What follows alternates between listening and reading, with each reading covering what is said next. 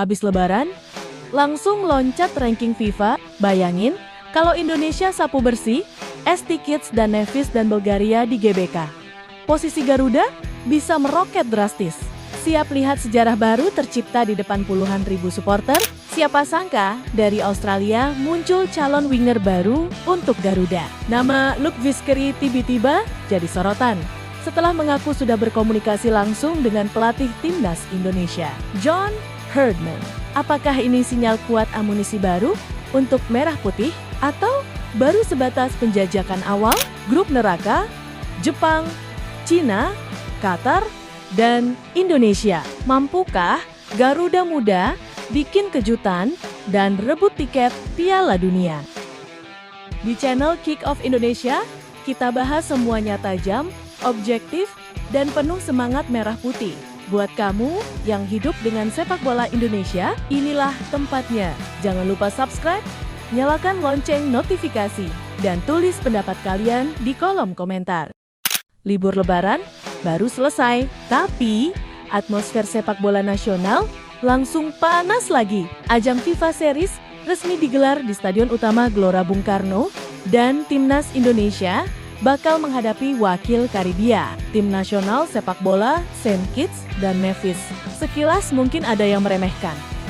Tapi tunggu dulu, ini bukan sekadar laga uji coba biasa. Ini soal ranking FIFA, ini soal momentum, ini soal masa depan Garuda di level internasional. Kenapa laga ini penting?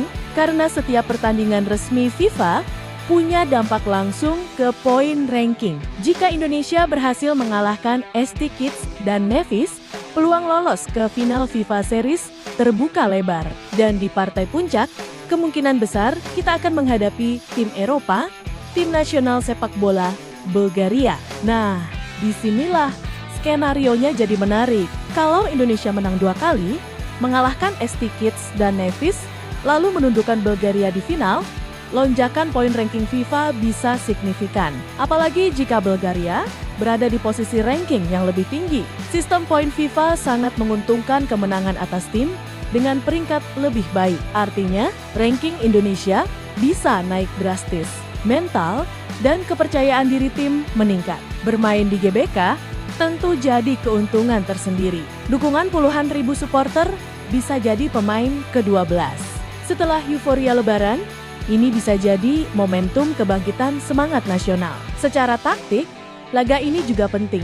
Apakah pelatih akan menurunkan skuad terbaik sejak awal atau memberi kesempatan rotasi demi menjaga kebugaran jika lolos ke final? Karena kalau targetnya banner-banner, mengejar lonjakan ranking, maka 2 laga ini harus diperlakukan seperti final sesungguhnya. Dan jangan salah, sepak bola modern tidak mengenal lawan kecil. ST Kids dan Nevis bisa saja datang tanpa beban dan bermain lepas. Sementara Bulgaria punya pengalaman panjang di sepak bola Eropa. Jadi, konsistensi dan fokus jadi kunci utama. Yang jelas, FIFA Series kali ini bukan cuma soal menang atau kalah. Ini soal positioning Indonesia di peta sepak bola dunia. Kalau skenario sempurna terjadi, 2 kemenangan di GBK, kita bukan cuma merayakan trofi mini turnamen, tapi juga merayakan lompatan besar di ranking FIFA. Menurut kalian, realistis nggak Indonesia sapu bersih 2 laga ini? Dan seberapa besar dampaknya buat masa depan Garuda?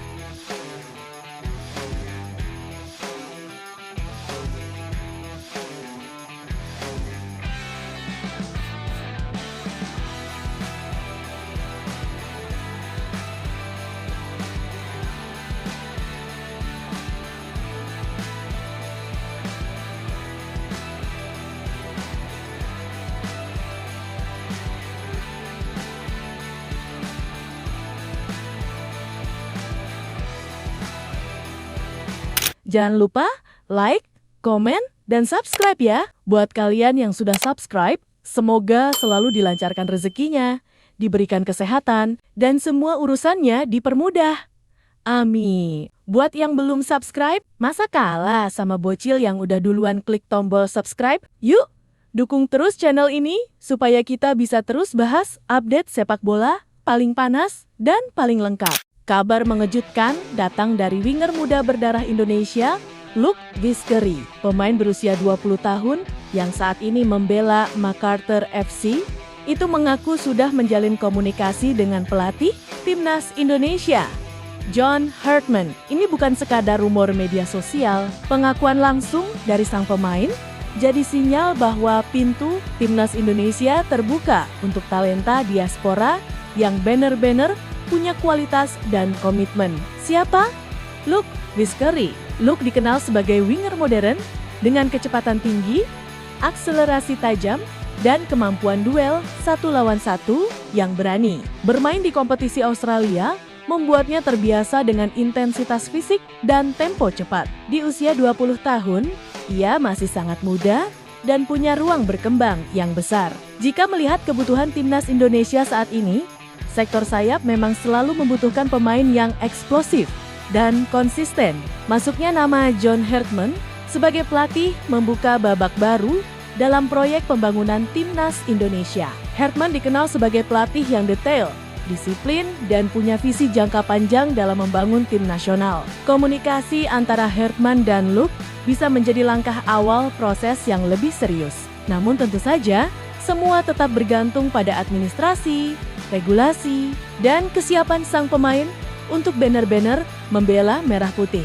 Dengan gaya bermain cepat dan direct, Luke bisa menjadi opsi menarik untuk skema serangan balik, cepat, formasi dengan 2 winger, agresif, alternatif rotasi untuk jadwal padat kompetisi internasional. Apalagi, Timnas Indonesia sedang dalam fase regenerasi dan ekspansi kualitas pemain diaspora.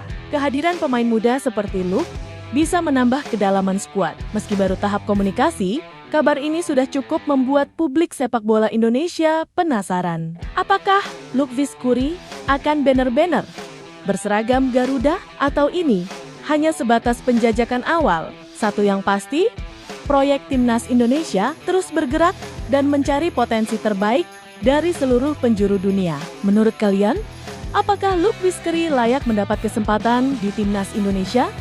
Tulis pendapat kalian di kolom komentar.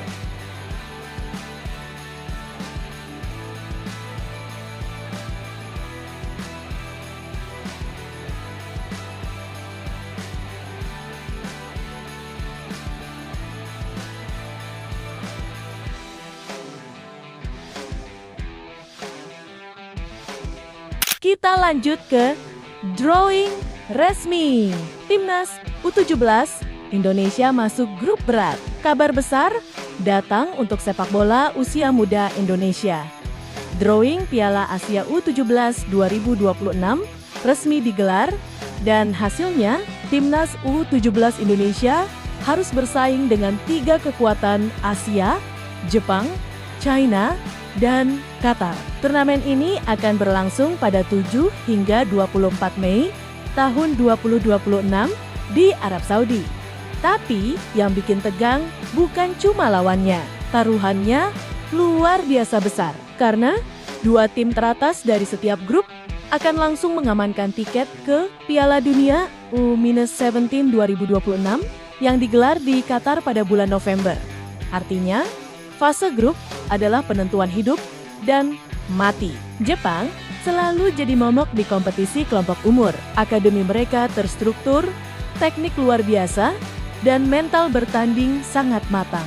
Dalam beberapa edisi terakhir Piala Asia U17, Jepang hampir selalu melangkah jauh. Melawan Jepang bukan sekadar soal fisik, tapi soal disiplin, taktik, dan fokus 90 menit penuh. China memang tidak selalu konsisten di level senior, tapi di usia muda, mereka sering tampil mengejutkan.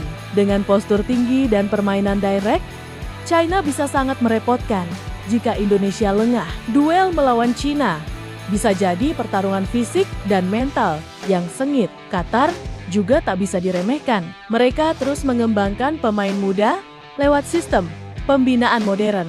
Apalagi mereka akan menjadi tuan rumah Piala Dunia 2026. Pastinya, mereka ingin tampil di turnamen. Itu dengan status yang kuat dan percaya diri. Indonesia bukan tanpa harapan. Dalam beberapa tahun terakhir, Perkembangan sepak bola usia muda kita menunjukkan progres signifikan. Pengalaman tampil di berbagai turnamen internasional jadi modal penting. Kunci Indonesia ada di disiplin, bertahan, transisi, cepat, mental tidak gentar menghadapi nama besar. Karena di level usia muda, kejutan selalu mungkin terjadi. Lolos ke Piala Dunia U-17 bukan hanya soal prestasi, ini tentang generasi emas, masa depan sepak bola Indonesia. Ini tentang mental juara yang dibangun sejak usia muda. Satu kemenangan bisa mengubah segalanya. Satu momen bisa mengukir sejarah. Sekarang pertanyaannya, mampukah Garuda Muda menembus 2 besar grup dan mengamankan tiket ke Qatar? Tulis prediksi kalian di kolom komentar. Dan jangan lupa, dukung terus perjuangan Timnas U17 Indonesia. Karena mimpi besar selalu dimulai dari keberanian menghadapi tantangan besar.